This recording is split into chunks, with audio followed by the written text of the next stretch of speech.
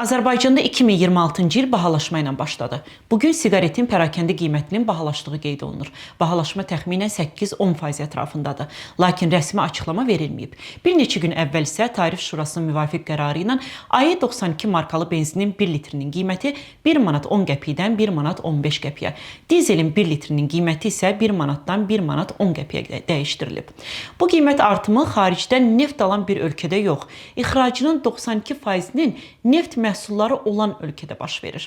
Dünyada neftin qiyməti ucuzlaşdıqca Azərbaycanda bahalaşmalara gediləcəyi proqnozlaşdırılır. İqtisadçı Zöhrəb İsmail deyir ki, hakimiyyət neftin qiymətinin ucuzlaşmasını nəzərə alaraq onun büdcədəki qiymətini də az hesablayıb. Neftin hasilatı da azaldıqca ölkənin gəlirləri azalır. Büdcə isə ölkə daxilindəki bahalaşmalarla doldurulacaq. 2026-cı ildə vətəndaşın mənafeyi üçün heç bir deməli məsələ yoxdur da. Vətəndaş artıq qazana biləcək, nə də biznes artıq qazana biləcək. Vətəndaş daha çox xərc ödəyəcək, maaşı da təbii ki artmayacaq. Çünki hökumətin belə deyək, o minimum əmək haqqını, pensiyanı artırmaq fikri yoxdur. Bunun üçün resursu yoxdur. Ona görə də vətəndaşın da, biznesin də mənafeyi üçün yaxşı bir şey gözlənilir. 2026-da bir sıra sahələrdə cərimələrin artırılmasına qərar verilib. Məsələn, vergi orqanlarına vaxtında təqdim olunmayan hesabatlara görə gecikmələr cərimələrlə əvəzlənir ki, onun da qiyməti dəfələrlə artıb. Vergi hesabatlarının gecikməsi zamanı fiziki şəxslər 50 manat cərimə ödəyirsə, indi bu 300 manat olacaq. Hüquqi şəxslər isə daha 100 manat yox, 1000 manat məbləğində cərimə olunacaqlar.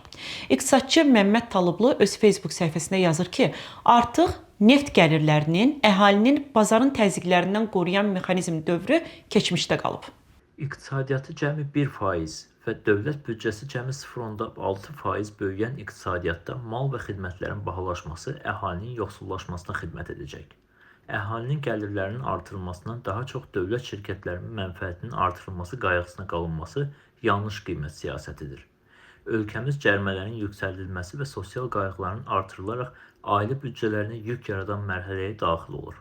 İqtisadçılar hesab edir ki, hökumətin əsas səhvi odur ki, büdcə gəlirlərinin azalmasını bir nömrəli problem kimi görür, bu məsələni həll etmək üçün daha böyük səhvlərə gedərək vergi, rüsum, cərimələri artırır. Halbuki ölkənin bir nömrəli problemi iqtisadi aktivliyin tədricən yox olmasıdır.